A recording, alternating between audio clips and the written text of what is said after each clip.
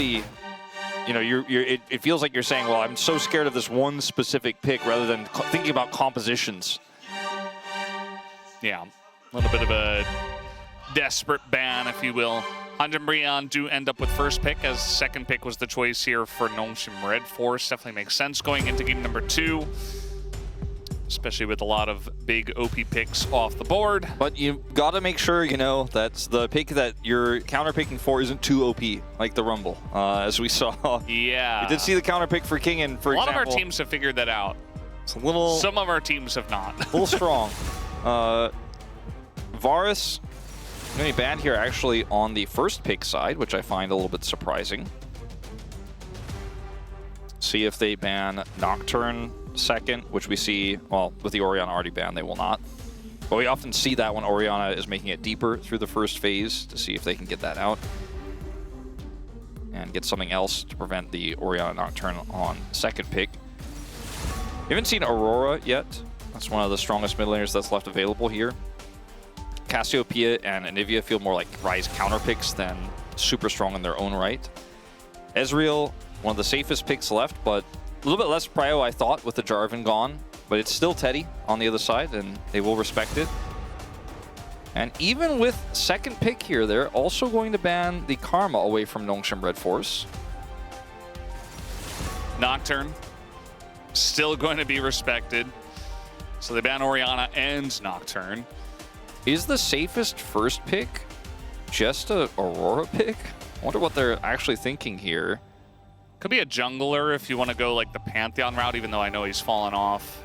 It's just first pick Lee Sin. Casters are silly. It's actually the top pick right now. You could also just take an AD carry and hope you get, you know, the other side of it, but no, it will be that Pantheon. I think with a lot of the strongest mid picks removed here, you can't go for a blind first pick mid, and you need both parts of your bottom duo. And since your first pick, you can't get that. So I think the Pantheon is just the jungle pick they opt for here, ultimately, rather than the Lee Sin. And does have a clear identity you could start to set up with it. As it looks like Ashe Seraphine will be the opt-in here. There's no Bard. So that is potentially problematic here. We have seen Teddy and Namgung really enjoy to play a lot of different aggressive lanes like Pyke or Elise into this. Yeah. With the Mel. They could also just try to go toe-to-toe with a Lulu lane. Support Skarn. Nah. They couldn't have practiced that. Only Kellen's practicing that. Okay, just Namgu can't know how to play it yet automatically. This is not what I expected, by the way, the all-in kill lane of the Misfortune Nautilus. We've seen a few teams attempt this. At EWC, it was looking real rough. We saw a few teams try it. Did not work. Yeah, I feel like, you know, MF can certainly survive the lane. I feel like it's a good pick if you just want to get through the lane, but also tons of CC locked up already for the squad, so MF just goes up in value for team fights as well. Skarner. Really good with the Seraphine, so makes a lot of sense. Especially when you consider the MF now, you're just like, all right, well, I'm just going to grab you and pull you out of your ultimate and potentially impale you. Also very tanky. A lot of the time when you're fighting 3v3 with the Pantheon's burst just can even kill the enemy jungler who's trying to hold the line. Very difficult to do that to a Skarner because he just has so much health. J-Span. That's interesting. I don't know if that was really on the table here for Hanjin and Brion. Yeah, and you and I are, a lot of us are big haters of Jace in general. I don't like Jace's blind that much right now, but I especially don't feel like it's a champ I want to play with Misfortune and Pantheon, or even the Nautilus. Just doesn't really fit the theme. As Victor makes a lot of sense here. We're kind of going down the tier list, and Victor has risen with Deathfire Touch. And so many phase rushers have fallen as well at the same time, since that rune is removed. What? I mean, do they ban Gnar here? Yeah, like Gnar, Renekton, Cassante. Because they have pick priorities, so they can just, if they want to blind Renekton themselves, they can take away the Gnar here and feel pretty good about it, but you'll still be running into the Vayne. So they will ban the Vayne, and still looking for the Gnar rather than the Renekton, likely, which could just be banned here now in turn by Hanjin and Brion. A lot of these bans are so telegraphed in this meta. We have so many quote-unquote counters that you can just like spend 2 bans to get beaten by 1 ban on the other side. We'll see what they do, as Casting is like cleaning up his desk real quick. Yeah, he's also talking quite a lot. They're going to ban the Renekton instead. Okay, so I guess the Gnar value goes down a little bit, but still feels very blindable. Yeah, I mean, if you're blinding, which it does look like they wanted to do with those 2 bans, you just got to pick, you know, there's not a lot of good blind picks, which is why we do see Jace in the first place. TF has been picked in an R top multiple times now. Olaf, a little bit of a different flavor. I like it for the 2 comp. Olafs in one day? I mean, it works really well with Pantheon. Both of these picks work well with Pantheon because the Olaf is just going to be pushing hard and will always love when somebody's holding that target in place. Same with the Nautilus. And the Twisted Fate just offers global presence that the Pantheon can follow and vice versa. I think Namgung is smirk there he's from having casting. fun, but the Aurora makes a lot of sense here. Even blind, especially with the struggles that Scout has been having recently, it's hard to imagine he's going to punish one of the strongest picks left in the pool here. But let's wait and see what he's got in mind. As Mel has been a common response. Taliyah? Ari? Ari Skarner, actually kind of a thing.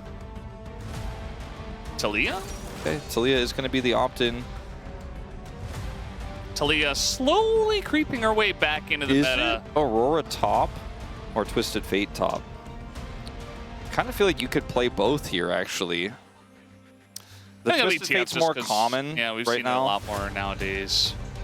And it is going to be, I think, more valuable with the top role quest, actually, weirdly enough. Oh. Although... Oh. Hold the phone. Well, that's going to be a swamp there. Oh, I feel like the mid-roll quest and the mid-roll quest and the top roll quest favor these 2 champions better this way. Like, the stats feel stronger on the Aurora, and the levels and the extra experience feel better for Twisted Fate. So that's part of it for me, as we are going to see that common response to come through after the double swap, keeping it open-ended for a little bit there. Makes you wonder if they weren't actually sure or if they were just kind of teasing us there. Yeah. But I do respect that both players are willing to play this in this situation here for Hanjin and Brion. This comp is very simple, but it also needs to get off the ground early, or I do think they could really struggle into all of the CC and setup here in this composition for the side of Nongshim Red Force. Yeah, a lot of control on the side of Nongshim. We'll see what happens, who gets ahead this time around as we hop on the rift for game number 2.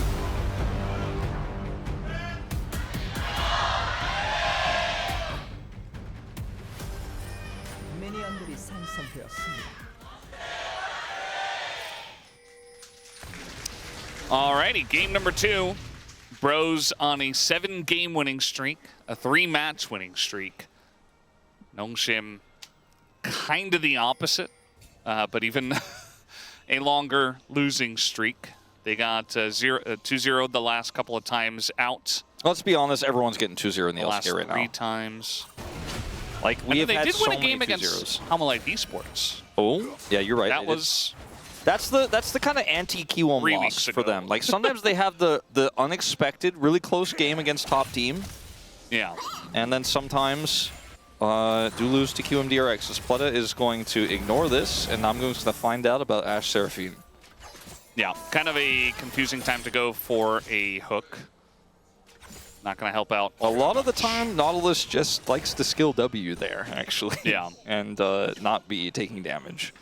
Yeah, he has Aftershock, so maybe he thought he could just kind of go in and out, but it's Ashe, so...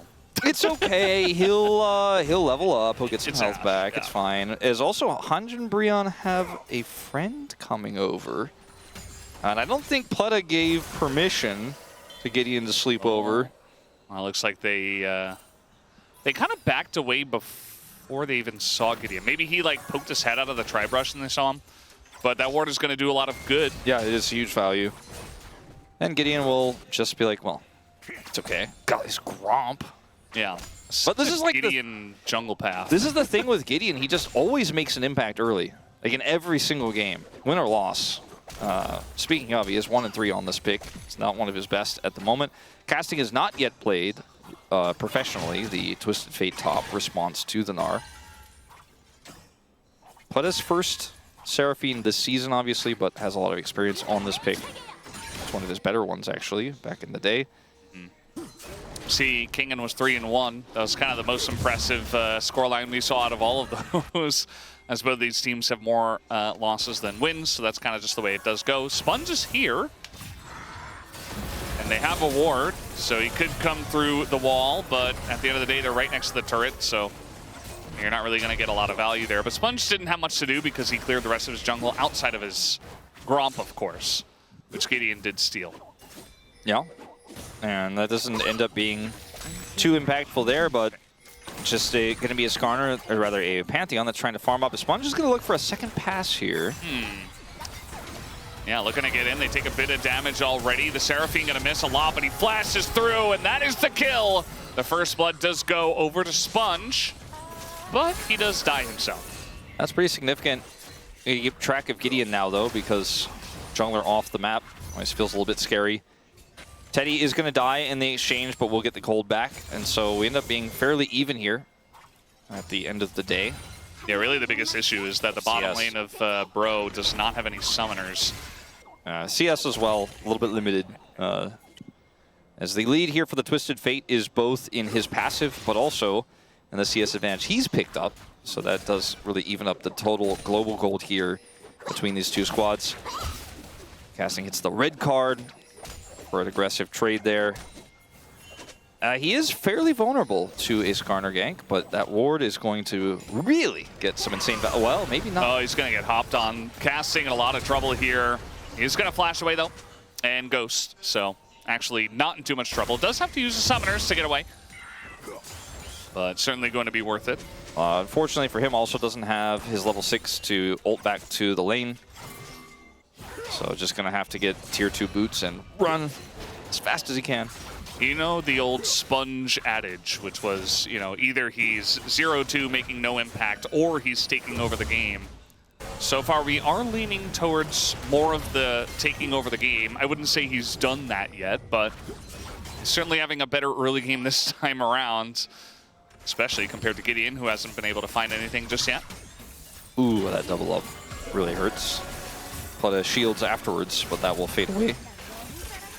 Teddy going to try to put this pressure on here with this Nautilus pick right now, as the hardest time has passed, the early levels, and the CS is now dead even. We do, however, have another jungle pass here from Sponge. He has spent a lot of this game ganking, which is reflected in his lower farm numbers right now. But Teddy and Namgung are going to respect it. And the game slows down again. This time casting gold cards. Nar, be quiet. We're trying to cast the game. I'm over it, you know? This is a professional game being watched by hundreds of thousands of people right now. TF got his word in, though, at least. Sponge is still here. I mean, this is very telegraphed, but they have a level 6 Talia, so definitely...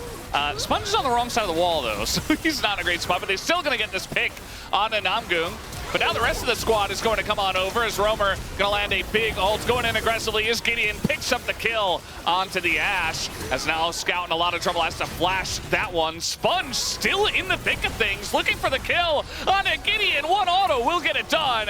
And a rock into Roamer does a bit more damage, as it's a very close trade in the bottom lane. Yeah, chaotic and very much fair. I mean, I would say pretty much dead even between these two, but let's see how it all, let's rewatch it and see how it all eventuates here, because I think the biggest impact maker was the Aurora ultimate when it finally comes down, because Namgung absorbs so much pressure with his Aftershock.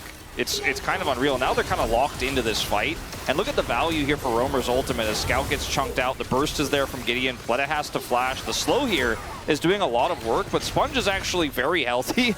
And he actually does a decent amount of damage at this stage in the game, so they will be able to trade Gideon for this, but he ultimately dies as well. Scout does escape with his life. Finds himself with a little bit of a CS deficit here in this early game. The money going over to the MF here and the Aurora is, I think, the worst situation here for the side of Nongshim, whereas the Skarner with 2 kills, I don't know if it's really the Sponge taking over the game angle you were talking about. It's not that he's having a bad time, he just got a lot of the money that the rest of the team would have preferred to have.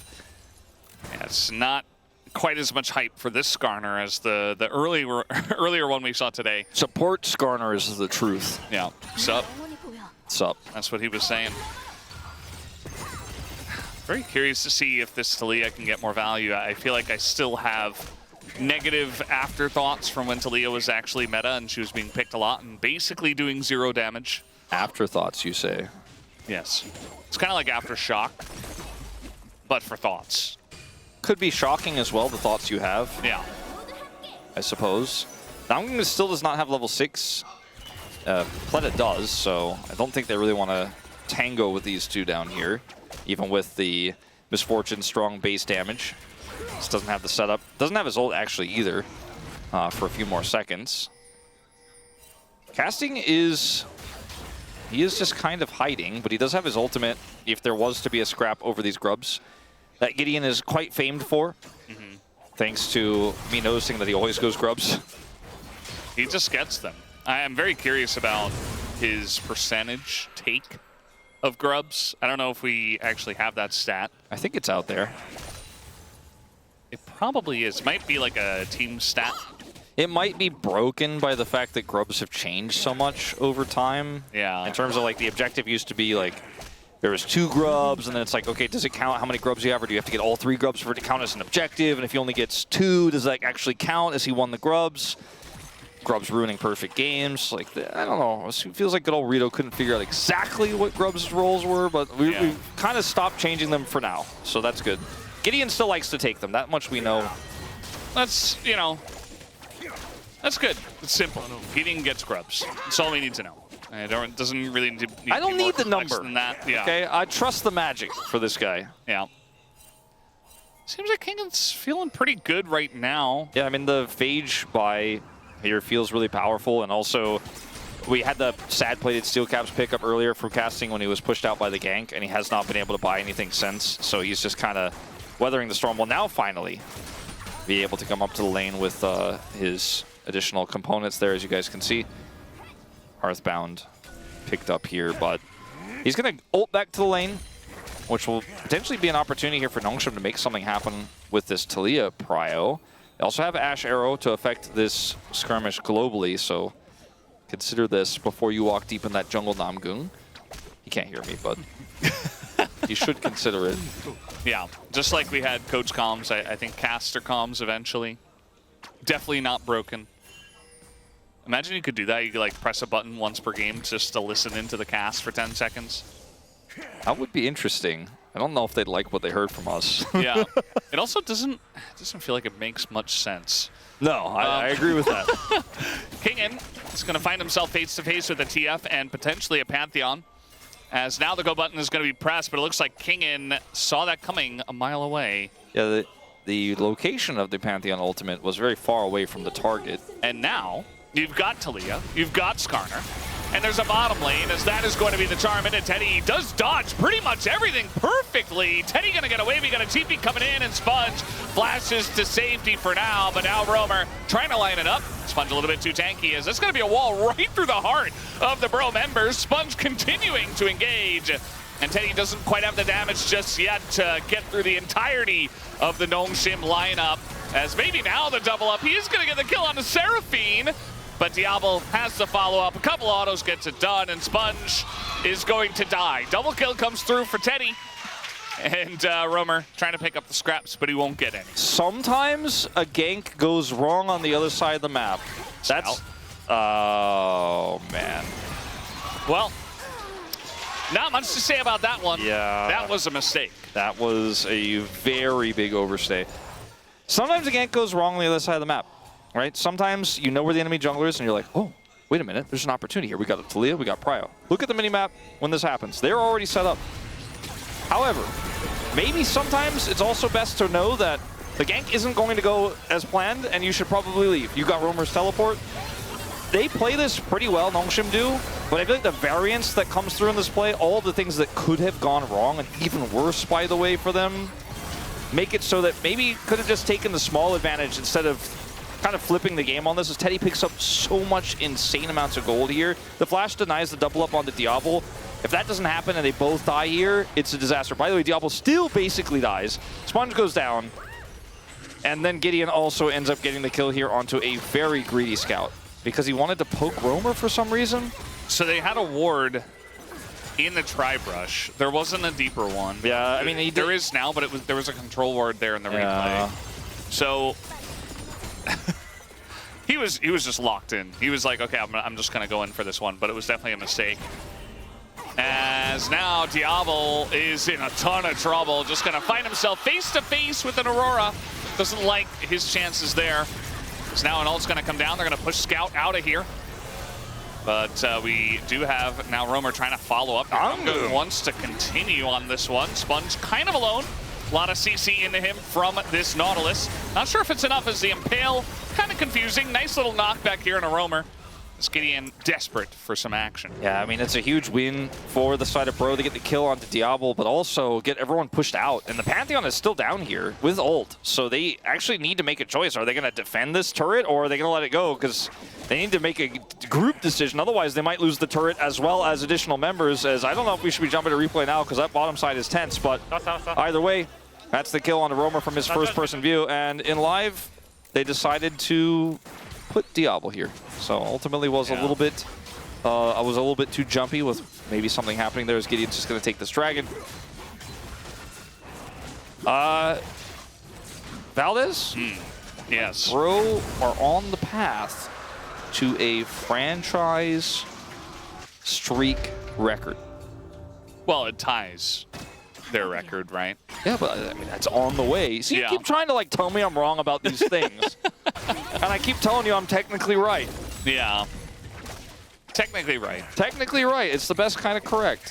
That's the Futurama. But it's only a record if you set a new best. But if you're That's approaching like the best, but if you're approaching the best, you're not going away from it. And a win here would be closer to the best. It would tie it, but then you'd be closer to making the record as we have an ult. All right, we're going in. We're pressing our buttons straight into the Seraphine as Gideon going to be taking a long journey. Does put up a shield. A lot of damage here on the backline from Roamer as now Sponge kind of on his lonesome against 4. But here comes Scout and the Impale is going to find 1. Scout gets the kill on a Gideon and Namgung is going to pay the price. Diablo stays alive and it's 3 kills for Nongshim and maybe make it 4 as a rock gets him down. Roamer is taken out by Sponge. 4 kills for 0 for Nongshim. And the gold lead swings back to Nongshim.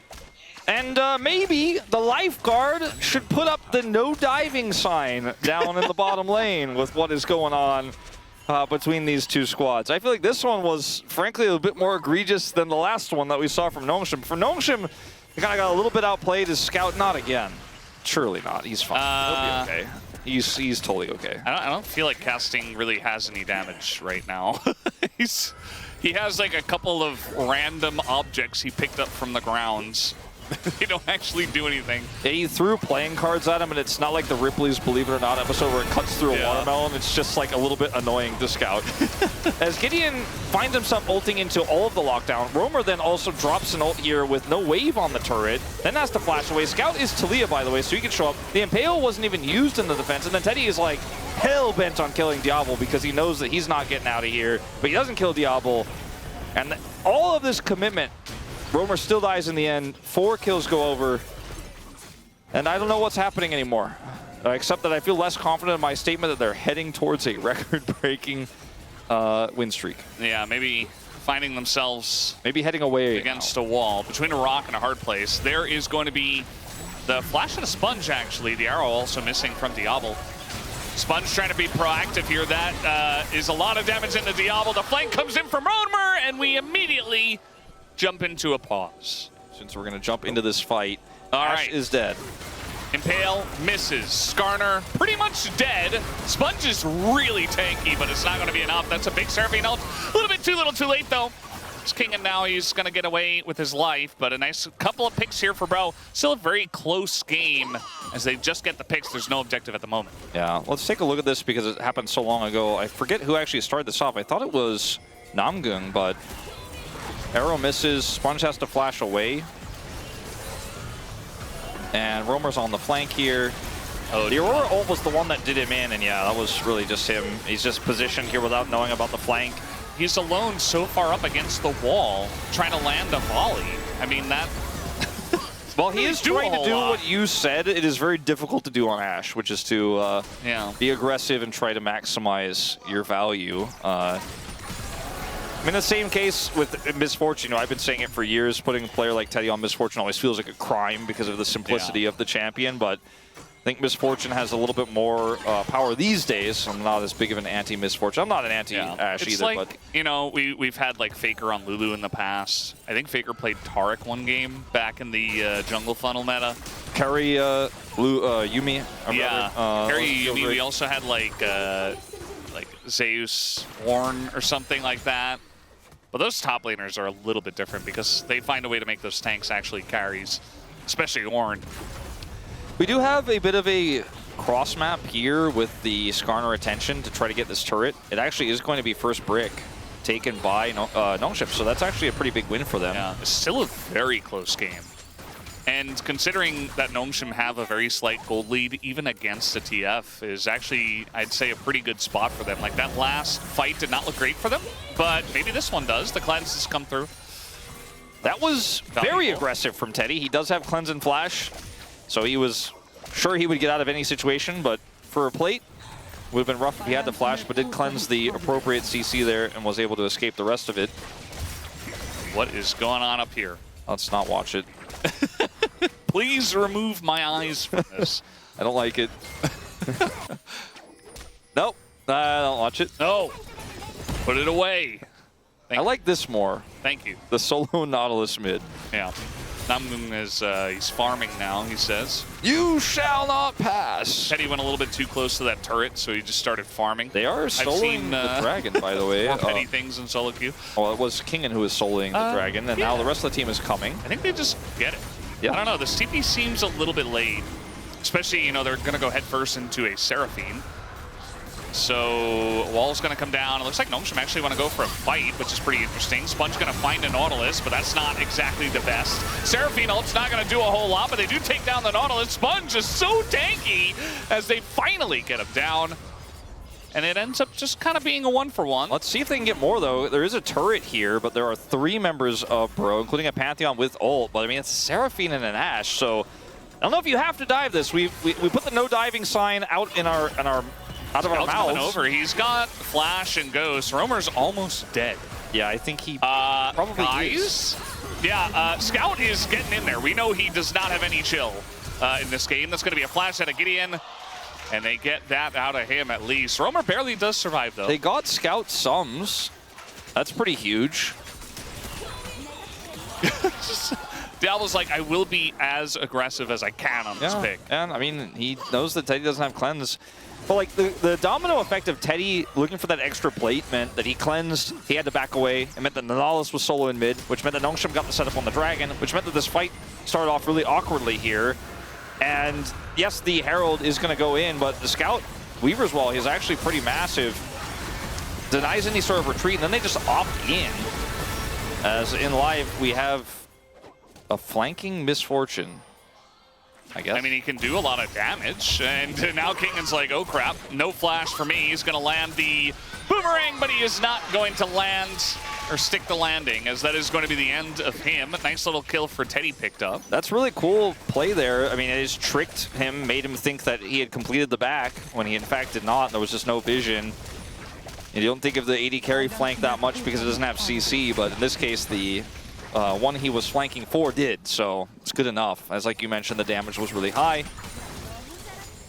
And in that dragon fight, Bro pick up the lead again. They end up getting that kill for Teddy.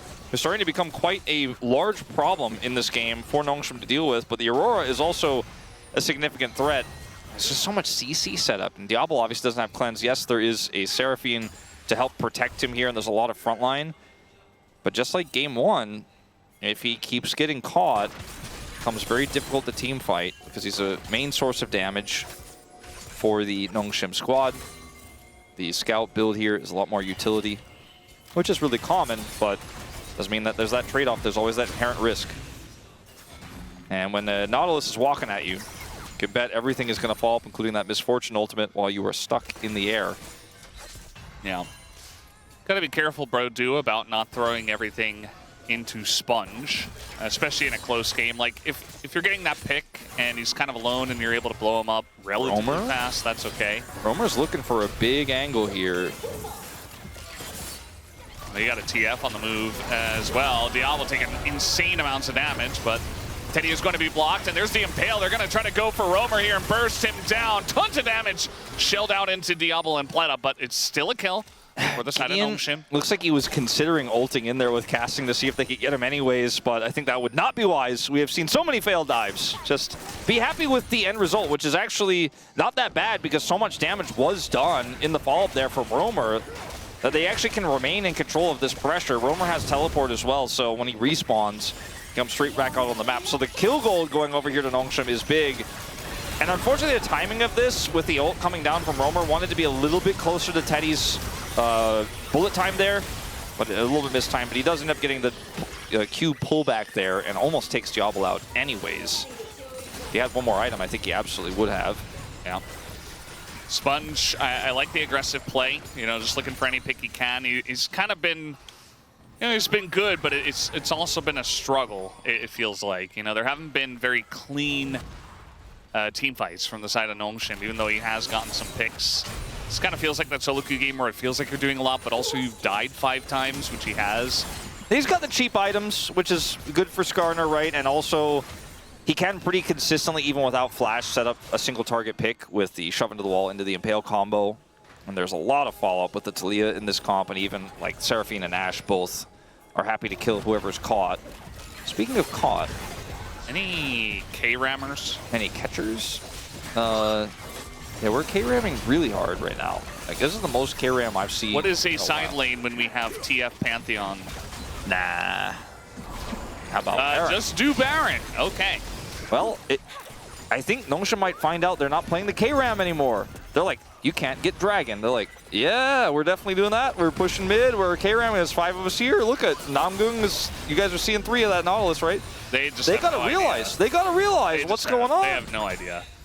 They're like, yeah, there's no way. They're okay, like, now push my Dragon. Now the Hawkshot comes in, and it's too late. Like, they can't go over there, so they just have to accept the consolation prize, Ocean Drake. They have Skarner, Talia, Kingen had TP. This, for me, like, you take that 20-second clip right there, and that was a bigger problem for Nongshim than anything Taeyun was for this roster. The fact that they had to use Hawkshot to be like, oh, I guess that's where they were. Like, they were concerned about a potential flank, but, like, look at the control vision they had around the entry to the Dragon that they were trying to start up there and trying to prevent Bro from coming to. Oh, they got it. They did get the Dragon, but the cost was quite high. Yeah. Diablo was the carry there, though. I mean, Taeyun might not have arrowed there. I mean... Or, sorry, Hawkshotted. Yeah, Hawkshot. At the end of the day, Nongshim still have some deeper issues. It's a lot of... what seems to, in their mind, be a roster issue. It's a lot of problems with making the right choice or realizing what the game state is, when to fight, or where to go. Like, if it was just Dragon on the table, amazing setup there. Yeah. Like, how can Bro get in? It's so tough. But Bro were not interested in getting in, and they just couldn't identify that. You would think with Lahens in the lineup, like, that those issues may have been lessened, but this has kind of just been the classic from Nongshim, as we are going to have a bunch of ults thrown in, a deep TP as well. They're going to kill Namgung already, basically, as now Kingen looking for more, but a gold card might just be enough. But here comes the wall. Scout always wanting more today, and he might be able to find Gideon. They are going to get his flash away, and Sponge still on the chase. Big Romer ult, but he's very alone, hopping back and forth. Got to be very careful here. The bullet time is confusing, and now Romer has to flash away himself. As Nongshim, I guess they win that fight. Technically, I thought that Romer was just going to stay in mid and push the inner, as Bro looked like they were pretty much out. There's no Dragon up, but for some reason they decided to really push the issue and look for the fight, and Romer was almost killed as a result of it. He has TP, so we'll be able to join at any time. As now Kingen, speaking of... boy. They're going to throw a lot into this Gnar. Diablo's here, and so is Pleta. And maybe a turnaround. I mean, Diablo's trying to frontline here on this Ashe, going to take a huge amount of damage. But now Teddy, a little bit close to the sun, also has to flash away. This game is so chaotic. Like, what is going on? Down goes the Gnar. but down goes the Pantheon. So again, bit of a trade. This is a 3v5 for Breon. 3v5! Yeah, that's an Aurora. We're gonna find him. Now there's an Aurora here. Now it's a 4v4. Arrow gonna miss. And I mean, there's not a lot here for the side of Bro, but there's continuing to fight. Super low on the health bars, low on the mana too. Diablo gonna get knocked up, but no follow-up there. Just going into Sponge, deflects on in, he catches Teddy, but no follow-up. And that's gonna be 2 kills for Bro. As Diablo and Pleta need to go away. They're losing at their own game. And underneath the turret, he just gets burst down. And that is a massive lead now for Bro. It's a 28 kill game. It's just 2 extra kills for Bro, but the lead they have is so massive now. They've taken 5 turrets off the map. Watch the timing of, okay, we're gonna go real far back here. Back in the day. But watch, yeah, this was like when I was a kid, I remember this part of the fight. Sega Genesis. All right, watch the moment though Romer shows up, because he actually gets his ultimate online, like the second he goes in, it came up. And maybe they were trying to track that, maybe they got a little miscalculated. Bro kind of kited back, the health bars are so low. But again, this is the key moment here with Romer. His ultimate comes online like right when he does get in there. Oh, sorry, I forgot this was like one of those Sega Genesis. It's gonna take a little bit longer. Nintendo 64 now. Yeah. Okay, GameCube. What's happening in the real game? Wiimote was announced, and then Romer's ult comes back online. But the timing of this, like right when his ult comes in, he's on them. And then he gets in here, and they fall apart at the exact same moment. It's pretty unlucky for Nongshim because it's the exact same moment that Sponge goes in. And it's just those two things colliding for a massive win for Hanjin Breon. I didn't actually hear what he said, but it got a big cheer. He said he was really excited when Switch 2 came out. He wants to play that Star Fox game, but it comes out next month. Yeah, oh wait, that was you. No, that was me. Yeah. Yeah. I get you and Gideon mixed up a lot. We're pretty much the same person. Yeah. Well, this is a pretty big deficit here for Nongshim, but they're gonna have to fight their way through. All right, they're trying to land stuff on a Diablo, but they're just throwing everything in. It's a Sponge once again, but Diablo, they just have too many tools to get into the back line, and they take him down. And that is so much of the DPS of this composition. Scout all by his lonesome. And we might be looking at 8 in a row for Bro. That chimpanzee with the symbols got a lot of battery power. Oh my God. That's what came to mind when I saw that. Just got new AAAs. All right. That's the end of the game. The Bros cannot be stopped. They're going to tie the streak, Valdez. Yeah, it looks like it. The Bromentum. The Bromentum can't be stopped. Not in this era of Switch 2, and they're looking to end the game as the Gnar doesn't do anything. 2-0 again for Bro, and the train keeps going for this squad. I think you could go Gideon, you could go casting. Oh, call me at Hanjin. Gideon. I think I'm going Gideon, Valdez. Is that the umpty thing? Yeah, Maybe but I've never changed before. I've never changed before. Wow. Yeah, Romer was insane, honestly. I was thinking a lot about his performance here, and I thought I was overdoing it, but his Rise game was also sick. He only died one time on the Rise. Yeah, it's a Romer angle for me. But I'm honestly not upset if anybody gets it. I think the middle 3, Gideon, Romer, Teddy, I think I'm happy with any of those. Casting, I mean, he played well, but he also got Rumble, and I don't know how many times we have to see Rumble versus Ambessa to figure it out. He played well, but so did everybody else. So I would probably go for Gideon, Romer, or Teddy. This felt like, to me, the weakest Bro win in the streak in a lot of ways, but it's still a win. And I think Nongshim had a great performance today. I don't know how much of it is really Pleta, but they looked much better today. They looked a little bit more comfortable, but still the win con was Diablo, and Diablo got punished, so... Yeah. There were still a lot of quite confusing moments for Nongshim as well. I mean, they definitely had some good moments for sure. The Baron was rough, but also the first dive where they stayed instead of taking the small win. Yeah, I mean, individually, like Scout going way too aggressively a couple of times. Solo lanes, I feel like for Nongshim are not really getting it done, and also as a team, it doesn't feel like they're interacting well as a 5-man unit. So let's see if Teddy gets it. Roamer's going to get it. Teddy gets it. it will be the teddy bear. And honestly, even if like it's bottom row votes that push this over the line, it's Teddy, man. He had a great day. Bottom row votes. You know, the bottom row votes sometimes a little sussy, but Yeah. he had a really high skill cap Misfortune game. We were talking about how Misfortune, sometimes you're like, not sure what the value is going to be. He had some incredible double ups. His defense of the turret dive was also really impressive. He flashed left this time, where he flashed right on Lucian. Had that learning moment as well. Yeah.